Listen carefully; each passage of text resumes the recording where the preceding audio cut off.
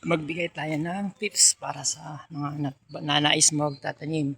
So sa pagtatanim pa mga ka-agree, kailangan unang-una i-consider natin yung ating health kasi masyadong mainit sa maghapon. So mas mainam kung bago pumutok ang liwanag nasa farm na kayo. Pero mag-iingat din po kayo kasi maraming delikadong ahas dito dahil di natin alam kung sa mga lugar nyo kung ano yung mga delikado.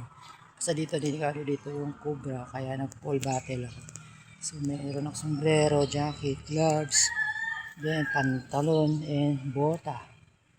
So yun po ang tips sa mga magsasaka, kailangan full battle po kayo. Kayo po ay susugod sa taniman kasi di nyo alam kung ano yung pwede mangyari sa inyo. Nung una sa init, then sa mga ano, hindi natin alam dito yung mga ahas kasi may ahas talaga dito, cobra. Din yung mga pwede tayo saktan at maikapahamak natin at saka yung yung ating mga pwede tumalsik sa ating mata, sa ating mukha, sa ating katawan. So, all battle din po.